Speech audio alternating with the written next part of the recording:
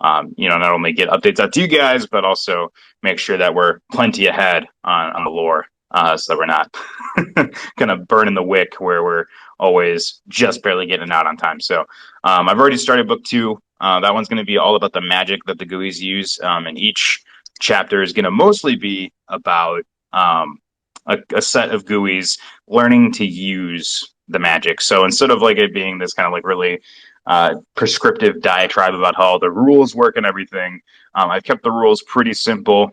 They're easy to grasp, and then it's about these different Gooeys learning how to use the magic.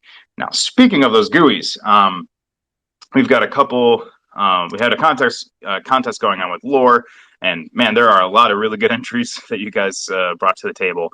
I can say that I have already picked some of my winners, but I'm planning on using actually most of these Gooeys. I might not be using their backstories, but I really like some of the ideas you guys brought to the table. So at the end here, I'll go ahead and share who all won, and then we'll officially also publish it Monday so that everybody sees who won, who here on the Twitter Spaces. But I did want a special shout out Fireside. I loved her Gooey's backstory, Sage, and Sage will actually be featured in the first lore chapter of the magic books. So look out for that in a couple weeks here. And then congratulations, Fireside, your Gooey made it in. She's a very cool character. I think you'll like her a lot. At the same time, we also have 2 pretty new things going on. The second one I'm going to talk about the end of this stream. They're called Goopons. So they're kind of like coupons, but for Gooeys. We'll talk more about that later on. But the other contest we got going is we are about to hit 1,500 followers, and so we're giving away a free Gooey, and what was it? We were giving away Goo as well. So like and tweet for a chance, and we'll be announcing all that stuff soon enough. So yeah, guys, look forward to those giveaways, and then of course, like I said, we'll be letting everybody know who won, probably in the Discord, since everybody who submitted their lore entries were in the Discord. And so we'll tag everybody who won, and then we'll get your wallets from you and send you some Matic. But let's kick it off. Let's talk about Tumbling patch notes. So like I said, Owen's not here. He is still working on getting Tumbling finalized into the game. So as we have said in the past, the core contract logic of Tumbling works. It's already in the game. What he had to do is he had to add some supplementary code, and then also he has to build the UI for it within the Gooeys launcher, and so that's what he's getting finished right now. As he also said in the Telegram, in case you missed it, he had some personal stuff come up that slowed him down this week. But we will definitely have a time frame and a day for you over the weekend here. So we know that Halvening is coming. We're targeting is before the Halvening if possible, but we will definitely let you guys know for sure when it is going live. But here are the patch notes. Skyler is going to kind of break down what each of these are. They're pretty short, but I think you guys will enjoy what's coming. So when the patch drops, the patch is not live. Just want to make sure that I emphasize that the patch is not live yet.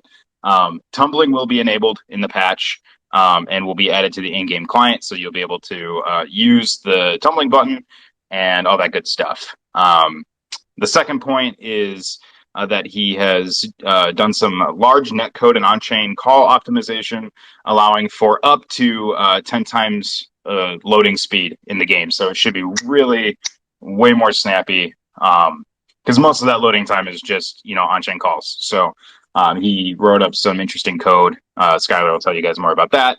The third point in the patch notes is Web2 read-only API set up for to basically use the new netcode and multi-calls. So basically anybody who's building a third-party app will be able to take advantage of that API to read what's going on. And that should be coming out in 1 to 2 weeks. That's built into the patch, but it's not ready for use yet, if that makes sense. He has added a Halvening block timer to the main menu, so you guys will be able to see what block the Halvening is on, and how long it will be until the next Halvening comes, once that's live. He has also updated the game client to reflect the Halvening reward rates. So all of the quests in Fruit and all that will be changed.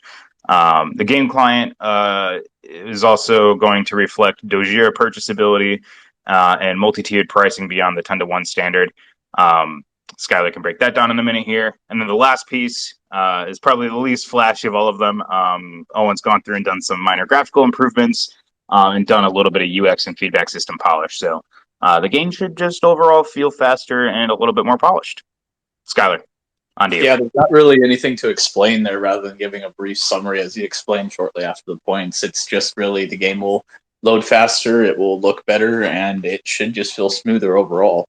For the 10-to-1 system, that's something we're going to have to inquire a little bit with Owen, as we were asking pretty much for the patch notes prior to the AMA, since he had to go work on Tumbling. And so that's why we're doing it now, and kind of, giving you guys the information that he gave us from the patch notes, which will go live. And yeah, that's pretty much it. That's what will happen with Tumbling. You'll be able to tumble. It will look nicer. It will go faster. And then you'll also be able to see kind of like in the game client, in the main menu, when the happening is going to be on not only timer, but also block. As it's, you can time the block to a certain extent, but you know what I mean? It gives you kind of two options. So it's like, oh, it hasn't gone live in the 2 hours it said it was. Okay, well, this block confirms that it will go live at this block rather than exactly at this time. So it kind of allows you to see both of those things. But yeah, that's pretty much what's going to be happening. So I mean, I really can't wait to see the Gen 1s that pop out from your guys' breed and everything. Also, as a reminder, you get about, what was it, 10% off, or was it 20% off? It's 10%. 10%. So you get 10% off with holding 20K or over Dogira. So nice little perk there of holding Dogira. So you get cheaper tumblings. Yeah, that's definitely a big thing. 10% doesn't sound like a lot, but each tumble costs 300,000 goo, and holding 20,000 Dogira ensures that you only pay 270,000 goo. So, that's a decent savings, and will probably be enable a couple people to do 3 tumbles instead of 2, for the people who have closer to that 1 million goo amount in their wallet. But yeah, so kind of go over a little bit again about tumbling and the inflation and the deflation, the happening, all that stuff. So when you tumble, you're potentially going to be able to get a far stronger GUI than what you have right now. And so that enables some of those higher questing categories. So for people who are, only questing common and uncommon, if you get a decent enough roll, you're probably going to be able to do rares. If you're able to do rares already, then you might be able to get into epics and stuff like that. So the point of the tumbling is to enable you to do harder quests, earn more rewards, earn more goo. The Halvening obviously has the rewards available, but for people who are able to do those higher tier quests, it'll still be a decent haul. It just means that you'll be checking in a little less often, as those other quests end up doing much longer times. So like the rare quests are 36 hours, epics are 60s. I don't have the client open in front of me to see what legendaries and mythics are, but yeah, so that's basically what tumbling will enable you to do. Obviously, with more powerful GUIs comes, potentially more market resale value if you want to bring new players to the game. It'll also enable you to potentially sell some of your Gen 0 GUIs if you're wanting to do that. But the game is going to open up progressively as we get those harder quests and as we move towards Discovery, which is our first expansion. And by the way, guys, if you do happen to have any questions that you want to just jump up here and ask via voice, feel free to just raise your hand, and Elijah can let you up. And I mean, as long as we're not in the middle of the conversation, we'll bring you up, and then we can talk about whatever questions you guys got. So yeah. Well, we've only got a couple in the Discord here, so we can get through those pretty quickly, and then we will transition to kind of hanging out and chatting with everybody. So the first one is from Yuda. They're asking about kind of what we've talked about with our own marketplace in the future. Is it better to have a marketplace with lower fees and all that? So ideally, yes, we would like to get to a point where we have our own little marketplace to be able to trade fruit and Gooeys and all that stuff. Obviously, that's something that takes time and resources, and so we need to get through discovery first. And a lot of what we're building right now is laying the groundwork for the infrastructure needed to do some of these bigger systems that would enable more fluid play for everybody. Right? It's much easier. You can imagine it's much easier to be able to just list your devil's pomegranate or your pancake squash and say, hey, it's this much in game. Who wants it? And then somebody's able to just pick it up, and it's very seamless that way. And I guess we can also answer the other question about the Opensea Fruit Contract issue. So basically, it seems like there's actually an issue with Polygon Scan, not OpenSea. OpenSea is reading what Polygon Scan is showing correctly, but Polygon Scan needs us to do a couple things before they will be able to update the contract properly to get the fruit tradable on OpenSea. So for now, a lot of people are just holding on to their fruit, especially because most fruit is going to helping people quest at this point. But as we get into those higher quests and more fruit is being yielded, there will be much more a surplus of fruit that people will want to be trading around. So that's something we're working on. Unfortunately, it's not like an OpenSea thing. It'd be much easier if it was just an OpenSea thing. So then we got to work with Polygon Scan to get that sorted out. So when we get that sorted out, we'll definitely let you guys know. Yeah, it'll be a lot easier to, and I guess I'll just speak about the Goopons, since I think that answered about the 2 or 3 questions on Discord, covering fruit as well as covering the possible updates and stuff with Marketplace. And we didn't even cover the renting system, which of course, we still want to have in, but like Elijah was saying, that each update leads to the next one. So it's essentially the optimizing the different types of loading speeds and everything, the UX and UI of the game allows us to eventually get to that point. Let's see. So Goopons. It's pretty much a community reward system. We see all of you guys, getting the word out on Twitter, whether it be one of our community members, May in Twitter, in Telegram rather, always throwing Twitter links around and like, hey, I commented here, I did this post. And so we want to kind of reward you guys a bit. And actually dealing with the fruit thing will make it a bit easier as well. But pretty much it's a post X amount on social media, or get this amount of likes, or get this amount of retweets, or what other type of metric that's measured on whatever social media platform. Invite people, get users to the game. Pretty much that's kind of the goal, and we'll reward you with fruit. It's a tiered system. So pretty much like if you bring a bunch of players into the game, you can possibly get a Moondrop fruit. If you go ahead and jump on Twitter or YouTube or Telegram or Discord or whatever social media platform, and you get X amount of people into the Telegram, or you get this many people talking about it, or this many people doing XYZ, or you're doing this many posts or this comments, then based on the amount of interactions, you can get a certain amount of fruit. So, you post X amount of times, it's a very small amount, you can get an apple.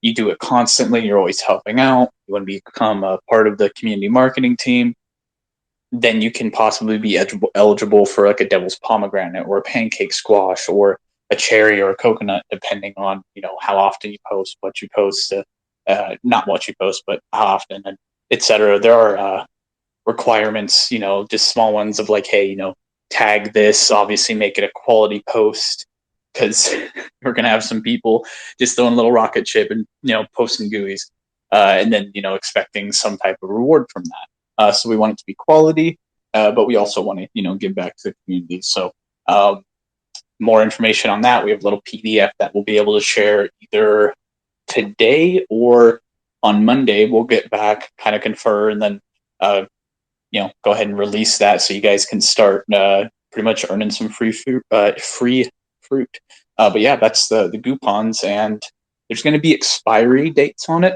so we can modify it a bit. So right now the date is a couple months out.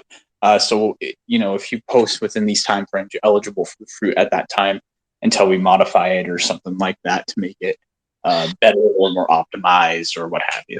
Yeah. So really, the point of optimization, the reason that we have a little bit of a timer on it, is that we're going to be like manually reviewing all of the requests for, hey, I did this thing on social media. Can I have a fruit? But we have a form that you'll fill out. We have a poster that we put together, so you're able to see exactly how many posts you need to do and how many invites you need to get a specific fruit. So it's a pretty comprehensive system. It's a nice incentive to get everybody out there while we're in the middle of a bear market, and we have an opportunity to kind of corner the Polygon blockchain gaming market, essentially. But yeah, so we'll get that poster put out for you guys in Telegram and Discord either today or over the weekend or Monday, and then we got a form that we'll give out, and then you guys can request when you're ready to kind of quote unquote turn in, and then we'll go through and review your posts and all that stuff. As Skyler said, emphasis on quality. Put some effort into it, and we'll be good to go. So yeah, that's Goopons. Now let's get back to the AMA questions. Future Trunks asks, are there further use cases for the Dogira token planned in Gooeys? Can you say something about the use case for Dogira in Humaniquarium? So we have talked about this a little bit in the past, Future Trunks. We are planning on adding new features to Gooeys as time goes, which includes, new ways to earn the Goo token. There could also be opportunities to use the Dogira token. We have talked about different ways to do it behind the scenes, but we're not ready to talk about what that looks like yet. So sorry, I can't be more talkative about that. But for now, the general use case for Dogira within Gooeys would be when we turn on the ability to buy fruit with the Dogira token. In terms of Humaniquarium, we're not ready to talk about that yet. As we said last AMA, we are quickly approaching completion on Humaniquarium, but we will have more to talk about with that in a couple weeks here. When NFT staking, sometime. Again, it's dev resources, right? It's not just like a switch you flip on. Owen has to build the NFT farm part into Dogira Finance, get all that code built out, get it working, all that stuff. So in time, it's something we're still planning on doing. I know we talked about it a lot when we were talking about, the concept of Dogira Finance and all that, but it's something that we're going to get to when there's a little bit of breathing room. Obviously, we got a very full summer with, getting Discovery developed, getting Humaniquarium finished up, all that stuff. So when there is some downtime, it'd be pretty great, just having it kind of the core functionality of Dogira, So I mean, like, of course, it's being able to be, it's not being able to, but rather getting exposure or having exposure, just the grammar of it, but having exposure to those other tokens and other NFTs in our ecosystem, because the NFT farm, you stake Dogira, you get NFTs from these other games that are released from us or in our ecosystem. So obviously in our ecosystem, we have Hanzo, we have Polydoge right now. Hanzo's still working on their game, and Polydoge still working on their game or games. And so being able to just grab Dogira and be like, hey, I want some of those tokens, or hey, I want some of those NFTs, and just staking it and then having the access to get into those games. Like pretty much the core functionality, other than the governance of Dogira, and then of course with Gooeys, getting discounts on Tumbling, and then events where you get to buy fruit with it at a discounted rate too, and etc. It's so I think people are going to be pretty hyped once we do get this NFT farm out. Yeah, no, definitely. It's something that we will definitely want to get to when we're able. But as we're kind of saying, this stage of development for Gooeys and Humaniquarium is all about getting infrastructure in place so that we can build out these other features. Because like if Gooeys is just, you know, as it is for a year, and we like put our energy into building building out of the staking farm and all that stuff, that's definitely good for Dogira holders and good for everybody, but it doesn't also help our core, you know, products. The Dogira staking farm is really good. It's very easy to use, and there's a lot of different options on there. Lots of TVL for a bear market too. So like it's stuff that we all definitely want to prioritize. But with the size of our development team and you know, Owen being the sole developer, it's kind of a give and take of getting done what we can when we can, as well as we can, so that we're able to build better features onto things. And so like Dogira Finance is built very well to enable the staking farm, or the NFT staking farm, once we're able to get that going up and live. Now, actually, speaking of NFTs, Skyler, did you want to talk about the Polydoge thing real quick? Yeah, sure, just a little bit. So we actually have some whitelist spots from Polydoge that we're going to be giving away to the community. I'm thinking that we can get a tweet out about it as well, and just kind of be like, you know, first come, first serve type thing. But we'll be talking about that. We'll be posting that after the AMA, so just be on the lookout for that. It's whitelist to their, I believe it's their MetaPet game. So they're going to be releasing that. They're doing, you know, the artwork up on it and everything, and getting the game released. So I don't have the exact time for all of those deadlines, timelines, roadmap, etc. You'd have to go ahead and reference them regarding all of that. But yeah, we got whitelist spots for them, so we'll be talking about that a little bit. Not talking about it, rather posting it a little bit later. Yeah, definitely. We're definitely excited that, you know, Polydoge is still building through the bear. So it'll be nice to see what they've been working on as they start to reveal all that stuff. So great. Well, that kind of covers everything that we wanted to cover today. If anybody has any text questions, definitely drop them in the AMA questions channel on Discord. But if anybody has a question they want to ask us, it doesn't have to be specifically about Gooeys or, you know, Humaniquarium. It could be anything generally appropriate about crypto. You can raise your hand and we'll bring you up to speak. Or if you just want to hang out and shoot the breeze about market, about games, whatever, raise your hand. Yeah, and then meanwhile, let's see here. So speculation on what could possibly go into Gooeys. What are you thinking, Elijah? Like, what would you, if you had your own kind of like preferred feature update to go into Gooeys? What would Gooeys turn into, or what things would be at? Yeah, well, I've been thinking a lot about. I want to preface this by saying that this is purely, I want this. This is my dream. Dream thing. It's not like this is not a confirmed in development thing or whatever. But when it comes to in-game lore, I'm very. I like having lore in my games, but I also like having lore accessible in game. So I'm a big Destiny player, and when I originally started playing Destiny 1, all of the Destiny lore was just on some other website. And I was always like, why would I go navigate to this other website to read lore?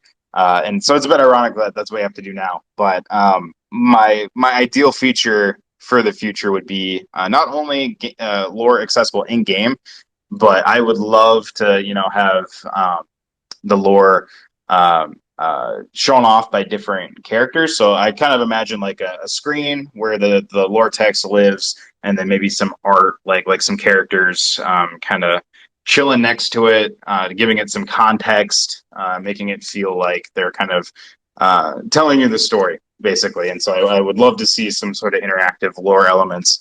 I actually have some ideas about, characters who could prescribe story in the game when we get to that point. But yeah, that's me. I'm big on the narrative, big on lore. I have some gameplay stuff I'd love to see, but I'll let you go next, Skyler. I mean, really just PvE style stuff. I mean, I wouldn't want to go too far into PvP or anything, but definitely allowing Gooeys to have people to have their own Gooey on screen, bouncing around, doing some type of magic attacks, or like freaking bonking enemies or something. But allowing more interaction in the game, so where it's kind of like you could almost hang out in the game and then just kind of, if you wanted to, or if there was the ability to talk to other people, you could. And so it's like people are like, oh, why is the Telegram inactive? It's like, oh, everyone's playing the game. So it's more based in the game where people are interacting, but you can still, of course, go back to the Telegram or Discord or whatever and talk to people. But having that ability to just kind of sit and then bounce around with your GUI or something, I think that is definitely what that's my dream thing, I guess. If it's to be added into GUIs, or even going even as far as to having like certain clans or guilds or some type of membership thing being added to where people could add each other. And so it's like, you create this type of competition at certain things, or like leaderboards and whatnots. And there's rewards from being on those leaderboards based on, XYZ, but it brings more competition, more community to the game. Gives it kind of more of a feel, more of a soul, because people are there interacting and such. Yeah, I think in terms of if we're gonna like talk purely gameplay rather than just like a nice to have feature, yeah, given all of the stuff that I've been writing about the GUI's magic system, I kind of would love to see like a non on chain, so like an off chain PVE situation where like you have this like small dungeon crawling kind of RPG scenario, but it's turn based, and I'm not usually a big fan of turn based stuff, but the GUIs are able to combine their magic and do some like really like explosive stuff. So like I'd love to see a turn based battle system where like GUIs can like make a giant cyclone while they're fighting giant owls or dragons or whatever. I think that would be kind of a fun end game kind of activity for GUIs when we get to that final evolution of the game. Obviously, that would be way down the road and require a lot of work, but that would be definitely up my alley. Oh yeah, absolutely, and I totally agree on the lore bit too. I think it'd be cool as well as if you could kind of like find little pieces of lore, or if the lore actually helped you play the game. You know what I mean? So like in some games, let's say like Skyrim or Oblivion or Morrowind or whatever, you'll have a bunch of books laying everywhere, and maybe they'll help you level up or something. There are small times where if you read a specific book, mainly in Morrowind, if you read a specific one, you would know where certain things are, like certain items or certain areas. It's like you just read this book. It doesn't blatantly tell you, but if you read it or whatever, it will say it's at this peninsula or whatever, and you go there and the item's actually there and you're able to find it from that. So I think it would be cool as an addition, pipe dream or whatever for GUIs. You're bouncing around and you pick up a book and it's like, oh, it gives you like 4 pages. You're reading it, and then in that page it says if you go to this at this time, then this thing will appear, and you just discover something that somebody hasn't because they didn't bother to pick up the books and read it. I think that would be a cool addition. It's kind of like, like it's adventurous. It's something you get curious, and it's something that you have to discover rather than being blatantly told like, oh, by the way, this time there's a boss over there. It's like you have to find that out. I think that'd be a cool addition. Yeah, definitely. I mean, that is something that I would definitely be interested in. Obviously, building. So I can imagine that it would be a lot of like you'd have to kind of build the puzzle, so to speak, and then you'd have to kind of build the lore around the puzzle. But that could be really cool mechanically. So maybe someday when we're at that level where we got all of the core and then the extended functionality of GUIs, and we can start building some of these kind of like really interesting gamified features. I'd love to do that. Now, so I do have a question for you guys in general. If anybody would like to answer, like, what would be your ideal gameplay feature, either on chain or off chain? Is there something you'd like to see in GUIs, or anything you would hope would be there, like within the next year? One of the things that I'm aiming for, just in general, with when we're talking about new game features and new lore stuff or whatever, is, what's gonna be fun for people, and that's been the question that we've been kicking around a lot. One of the things we've already had like all our planning meetings for discovery and all that, and so like we've been really focused on like, okay, what is going to be fun, right? Because a game needs to feel like a game at the end of the day, and so we hope like over time that all these feature updates that we're doing will really propel GUIs into feeling like a proper game. Because like as we've said, we want to make sure that it's not not just a glorified dex, which is what a lot of blockchain games get raked for a lot of the time. But yeah, I see over here, Evicus said he would love a puzzle mode, maybe even competitive play. Oh man, Skyler, could you imagine like a GUI's Tetris or like a match three kind of situation against other players? That could be fun.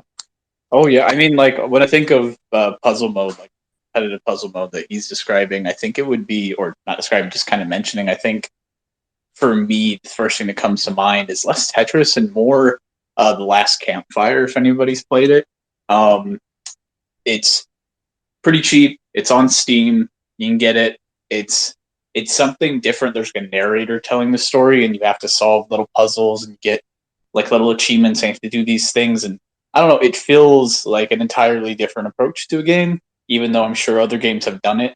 Maybe it's just refreshing to see something new. But it's an indie game.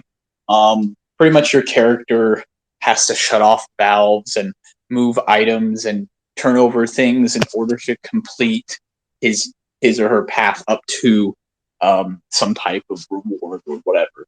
And so I think that style of gameplay, if you'll want to look that up, is amazing.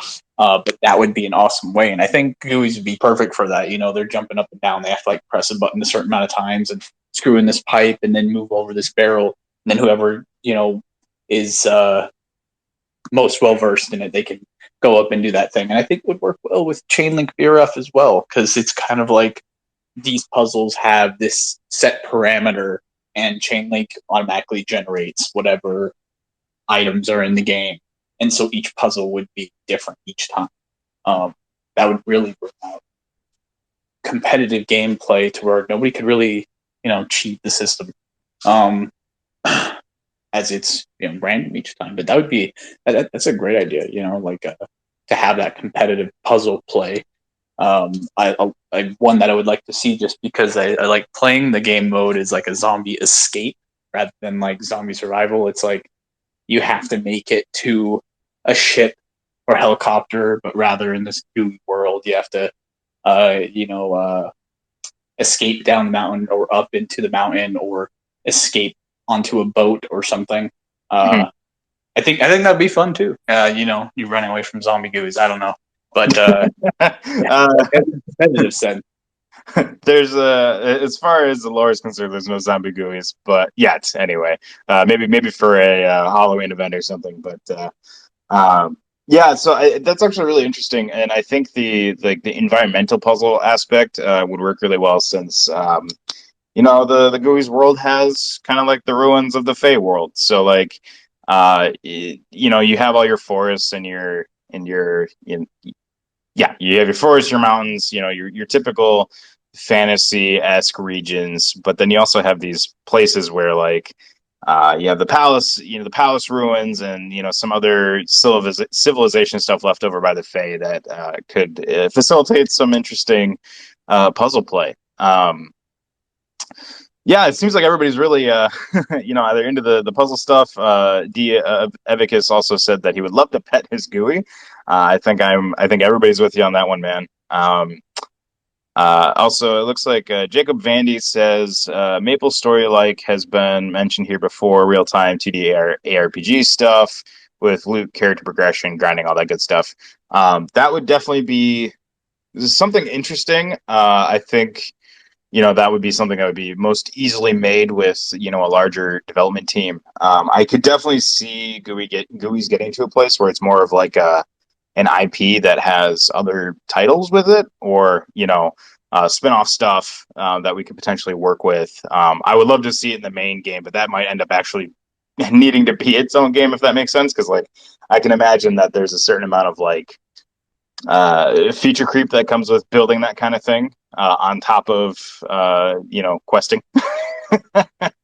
But I really do like that idea. It's something I'm interested in from like not only gameplay but also a storytelling perspective. I think the questing GUIs that I've made for the lore would definitely. Oh, and really, I guess I can say this too. It's not just characters I've made, but some of the characters that I pick from the lore contest are going to become the quote unquote questing GUIs. So we'll kind of follow them as they get better at traveling and kind of uh, uh, completing quests, exploring, fighting, all that stuff. And so um, the questing GUIs kind of play a pivotal role in the overall main story of GUIs as we kind of go. So yeah, and the questing GUIs could be kind of that Maple story-like kind of game in the future. So thanks you for that suggestion. That's getting me thinking a lot of good stuff. I mean, Um, don't worry. Like, I'll be the one that's constantly poking them about it because it was mentioned by me. I was talking about old school Maple Story type combat would be great for GUIs. It's just kind of either side scrolling or whatever view, and you're able to just monsters are constantly responding. I think it's responding, and it's a great just to kind of be like a little tiny hack and slash or magic, attacks or what have you. So don't worry, I'll be the one constantly annoying the team about that idea because I want to see it happen too. Quick note about the AMAs, by the way, just a quick update too. We're going to be changing them up a little bit. Not only because we're in definitely like developmental mode, but also kind of bring back some more quality at the same time of doing some outreach. So once a month we'll have a specific AMA like dev time, whatever update type thing. So it's more official. It's more like giving you guys like this type of information, the patch notes, where we'll try to annoy Owen as much as possible to jump on and talk to you guys about that. And then the other AMA, as there still will be about two AMAs. The other AMA though will be more loose. It will be like this, except kind of like no patch notes, and it'll be more about bringing people in. So rather than specifically Dogira or specifically GUIs, it's going to be about the general crypto market. So feel free to bring in people. We'll let you guys know once we get kind of like a loose schedule on board, and we'll probably have the more serious once a month AMA about patch notes, different updates, what we're doing, or kind of like trying to be vague as possible without spoiling the upcoming content. We'll do that either at the end or the beginning of the month, and then the more kind of lax, bring in your friends, let's talk about crypto and stuff. That will be towards more of like the middle of the month, but we'll still be doing two AMAs. But yeah, Elijah, if you wanted to expand on that too, Oh yeah. So one of the things that we talked about with the new kind of AMA approach is that we would start inviting other projects to kind of join us. So we kind of do like a joint situation. So for example, for my last podcast episode for the bottom, which will be going up on Monday, hopefully. I talked to Boneheads, which are an NFT project that are kind of building this kind of creepy, cute brand featuring these like little critters, and it's created by a guy who's in Corn. So like it's kind of got that new metal aesthetic to it almost. What do you guys think about that? I think the art looks really good. That's also my cup of tea. But like we might do something where like we invite them to come on a Twitter Spaces with us, and we just talk about NFTs in general and kind of intermingle our communities and just have more fun.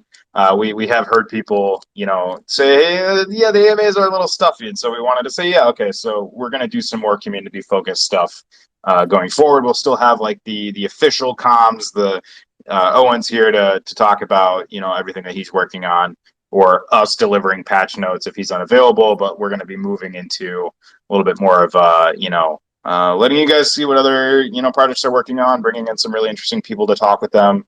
So we might see old podcast guests come on live and chat with us and all that stuff. So definitely keep an eye out for those more laid back AMAs.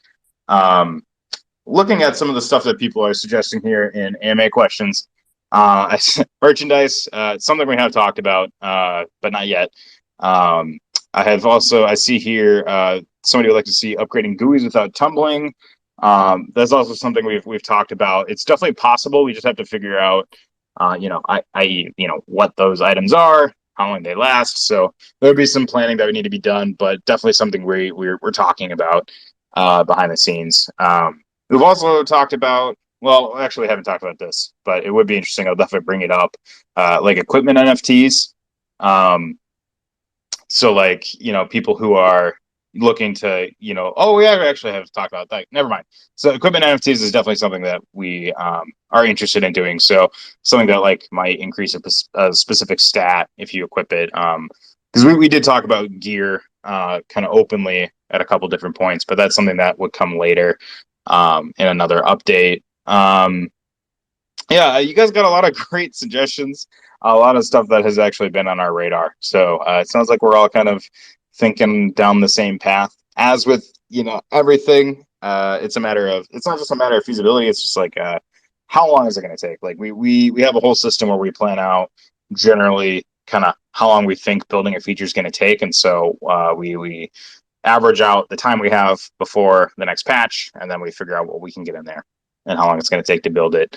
So as we get more efficient and we get the final building blocks put in place, I think we'll start seeing some more of these interesting systems come in as we're able to get them. Yeah, So yeah, we're like slowly getting past this innovation stage that we were talking to you guys about, where it's trying to marry the best parts of blockchain and gaming, while keeping both those structurally sound, rather than just kind of trying to release a product as fast as possible.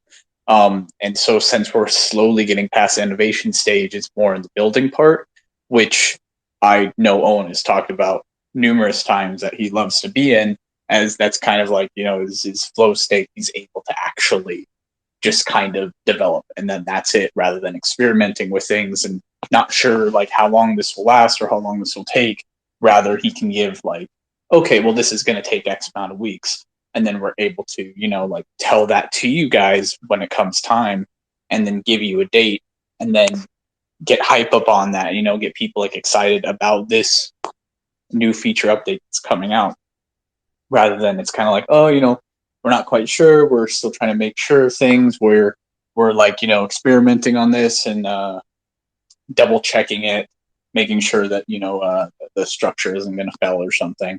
And so we'll be able to pretty much give you guys like exact deadlines, exact dates on these things, as they come about. yeah, no, totally. And I think a lot of what future updates are going to be is balancing what I think we would call like pillar systems with like additional systems or like additional features.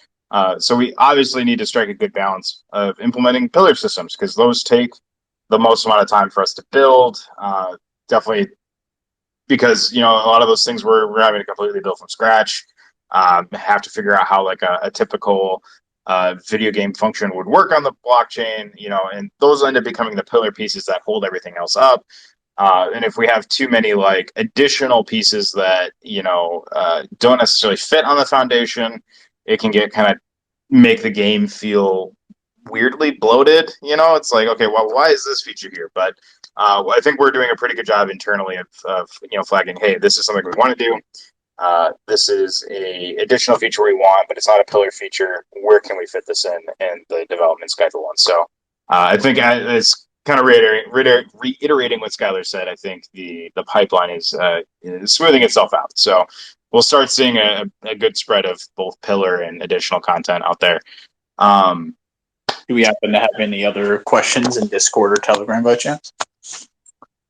Not that I'm seeing at the moment. I don't want to put her on the spot, but like I said, I really enjoyed the lore piece by Fireside, and she's here in the Twitter Spaces. I don't know if you'd be interested in talking a bit about kind of your inspiration for Sage, Fireside, but if you wanted to come up and share a little bit about that, you definitely can. Don't feel any pressure to.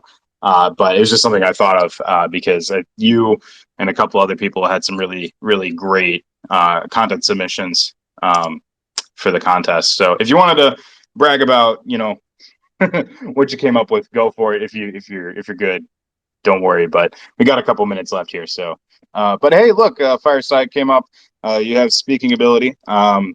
Feel free to take a couple minutes to share about Sage and kind of your GUI and your thought behind kind of the content you submitted.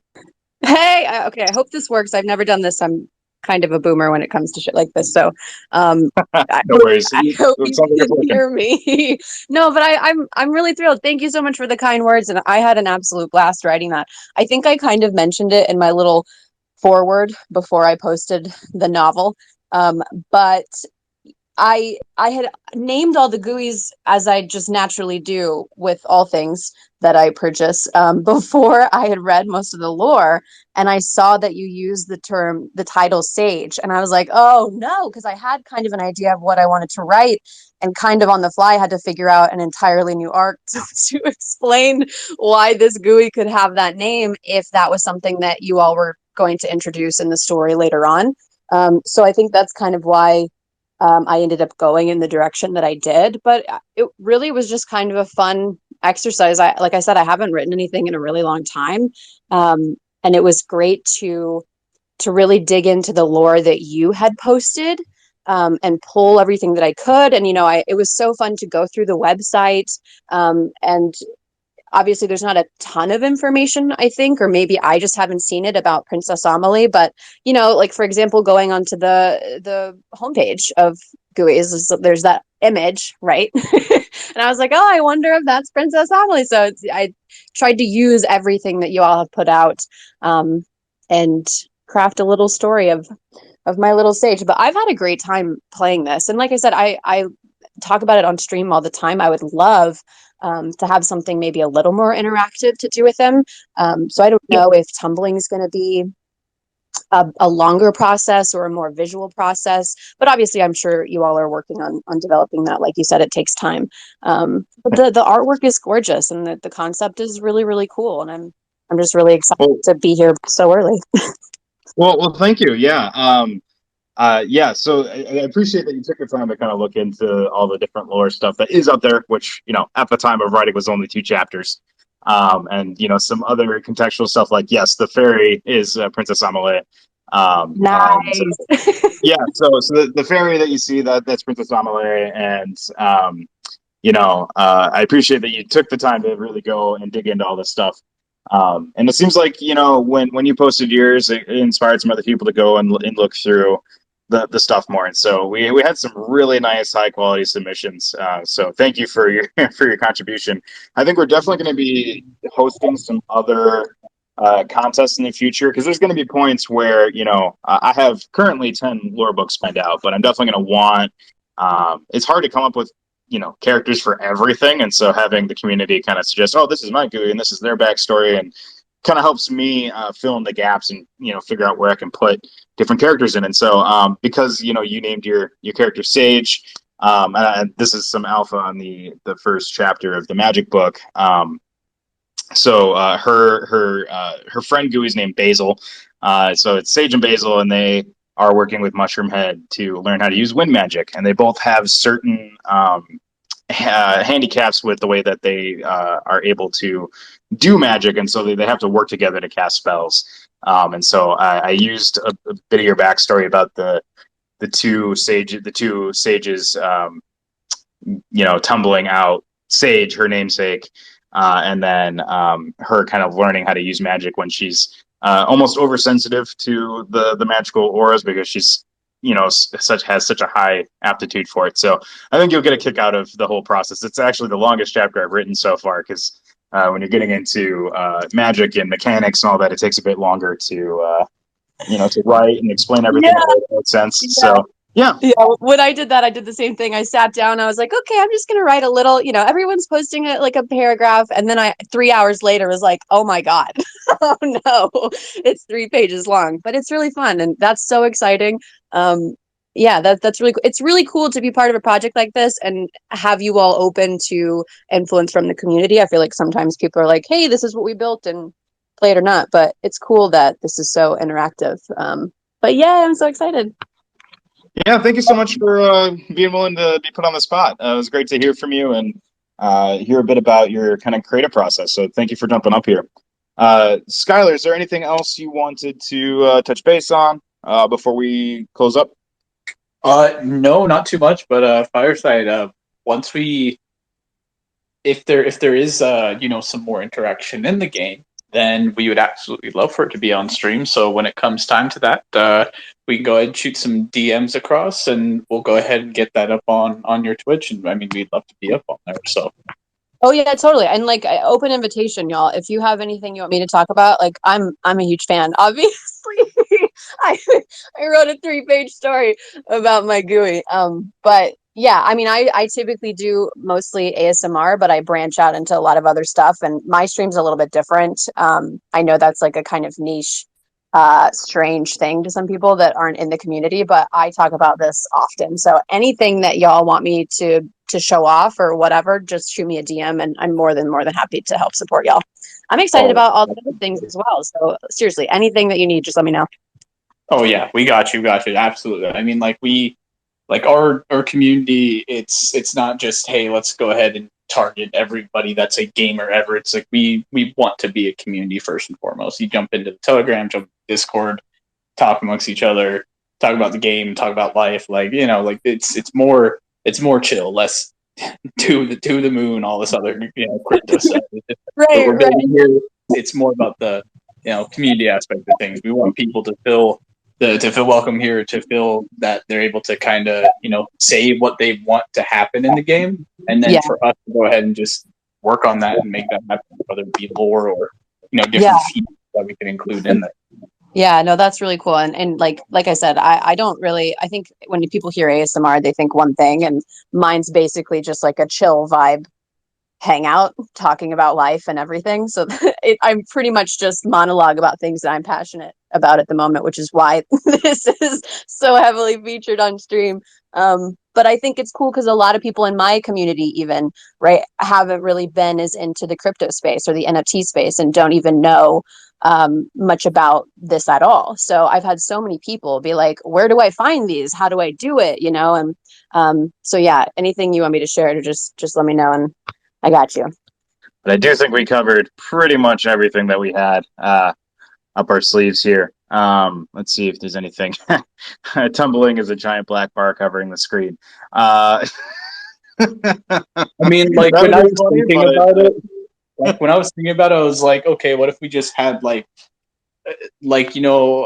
one Gooey just like bounces once on top of the other one, and then it like combines into it, and then they split, and then as they split, a third tiny one appears in the middle. So it's kind of like brain just totally shut off there. But you know what I mean? Like, I think it would be pretty cool as if they jumped into each other, split apart, and that's kind of like tumbling, but black bar covering the entire screen. I don't think that would exactly be the way we want to go about it for doubling, but yeah, definitely not quite like that. Somebody did just remind me about the rest of the winners. So let's get to that real quick. I don't know if everybody is here on the AMA, but so I picked 4 winners to win the Matic. I have actually picked a few other Gooeys that I still want to use at some point. So we might expand out the giveaway to a couple more people, or we might give away some goo. But for the Matic winners, like we said, we have Fireside with Sage. We have Peepo with Bent Branch. I actually really like the idea of kind of Gooeys carrying around little friends made of their own goo, with like little sticks for hands and stuff. So I was really intrigued by that. And then we have Thomas, who has Casper, kind of a ghost body Gooey. And then the last one was J Kappa with their Kyoshi Gooey. Yeah, I really was impressed with all of the entries. I'm planning on announcing a couple more on Monday, but I need to, finish reading through some of these. I was intrigued by the Rocco entry, but there's a solid chance it'll be more than just the 4. So check back on Monday for sure when we announce all the winners. But I can at least say that those four, Fireside, Thomas, J Kappa, and Peepo, will be getting the Matic prize. All right, guys, thank you for joining us for that hour Gooey's block.